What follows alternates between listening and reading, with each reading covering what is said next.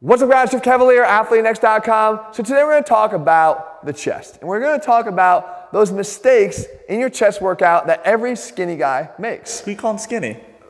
I'm just saying, you're in the video for a reason. Listen guys, I am also a skinny guy. I grew up a skinny guy. I know the challenges that we have when it comes to building a bigger chest. I myself don't have the most stupendous chest out there.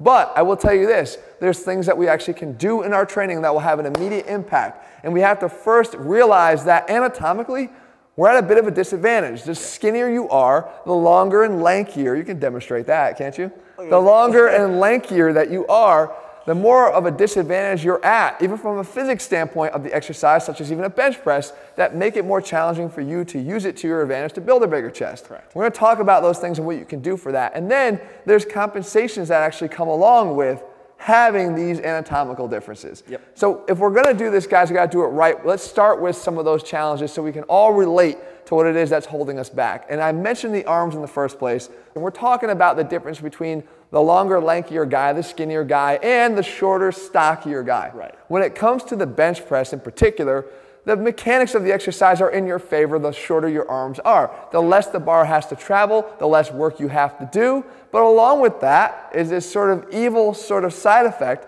and that is the lankier you are and the skinnier you are, the less chest muscle you have, which actually helps to additionally shorten the distance that the bar has to travel.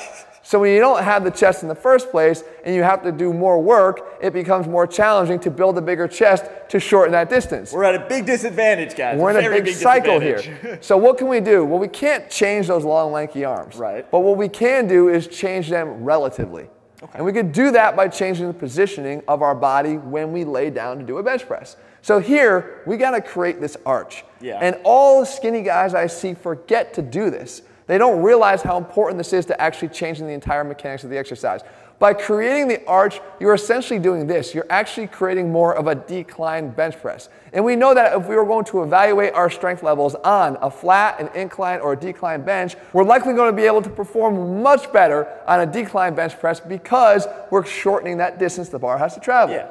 Well, we're doing the same thing when we create the arch. So as you see Jesse do here, he's actually working on getting those shoulders back, which is going to come in big time here in a second. Get the shoulders back, get the chest up as high as you can, keep the shoulders pinned down and back on the bench, keep the ass down on the bench, but get the lower back off. You're creating this arch, you're actually now expanding the rib cage and shortening the distance now. You can see that the pecs are much more engaged by doing this because they're at a better advantage to push, and we're going to come back to that in a second in relation to letting the shoulders do the work. Now this will actually carry over very well, not just to the dumbbell variation here, but to a barbell as well. The same things apply in how you want to do this. Now what happens as a consequence of forgetting to do this is the very first huge mistake that you're making, is you'll find ways to compensate and get yourself to do the bench press. And this is where we see all the major problems. This is where the shoulders will start to do the work because they have to.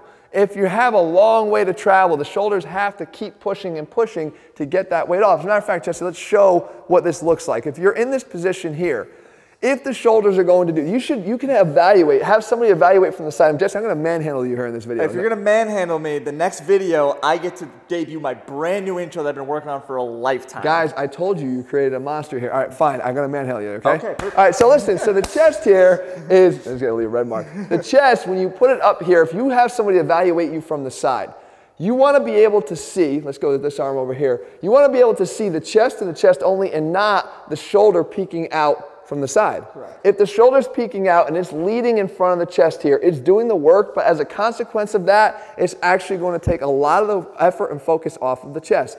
I'll show it to you right here in action. Now get back and set yourself up properly. So if he arched, if he had his shoulders back, he gets into an arch, the other arm is up, he's going to bench, that's his outward position, go back, come up. You don't see the shoulder, all you see here is the chest. And if you look at it, you can see good activation of the chest here as he pushes. That's what you want. That's how you're going to build a bigger chest. Now, if you do this the wrong way and you let the arms go past because the shoulders are trying to dominate, because you have too long of a distance to go, look what happens. This actually takes all the tension off of the pec, right? You don't want that. Set it back again and lead with the chest. Now push. Now again, you'll be able to feel this yourself, guys. This is much more firm. This is actually doing the work. This is how you build the bigger chest with the right tension. The second thing that comes from skinny guys is they actually have this reluctance to use heavier weights. Right. And even if you use a dumbbell, the tendency is that they just want to kind of push, if they have a heavier weight, they want to try to just push it. Just get it up. Get it up. So then they might use a lighter weight, because even they've heard on this channel how the lighter weights will help with that mind-muscle connection. Yeah. And this is a bit of a mind-muscle connection issue.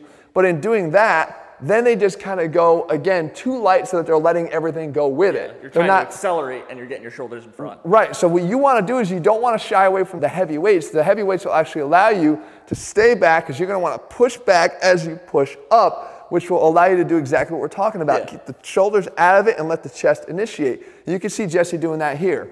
But here's the big thing that I want you to do. Skinny guys, any dumbbell bench press, do what I'm telling you here. You're going to make immediate differences and gains in the way that you do the exercise and the results that you see from it. And that's what Jesse's been doing here. Yeah. So one of the bigger tips that I gave him is to start doing alternating dumbbell bench press. Yep. Why? It's not just the alternation of the reps that's helping here, but it's the flipping of the recruitment pattern that's helping the most. If I have you start in the down position, as you can see Jesse doing here, I'm actually getting the chest loaded already. Yeah, a lot of tension. Opening up the chest, getting the chest loaded, and initiating from there is going to be a hell of a lot easier than if you start your reps at the top, come down, and then go back. You're almost sort of ingraining the pattern of getting the dumbbell back to the starting position, allowing the shoulders to follow. Instead, get them down, start down here, let one come up and come down. Not only are you getting some additional tension placed on the opposite side in the non-working rep, but you're getting that to be ready to go and perform, to recruit from there first and stay as the leading driver of the movement while the shoulder stays back. So alternating reps are going to be a tremendous way for you to feel this, ingrain this, and get better at this. You can take that back with you to a bench press. You can take that back to even a two-handed version of a traditional dumbbell bench press. Your ability to see gains from your pressing will go up astronomically if you do that. So in recap here, guys, you can't change your lanky arms. You can make them relatively shorter by getting your chest in the right position, by arching the low back and setting that up and not forgetting to do that, and then avoiding the compensations that come from having those two things, those anatomical differences that us skinny guys tend to have, and making sure that we know what's supposed to drive the movement and not letting the other muscles take over and do the thing that we're trying to not do.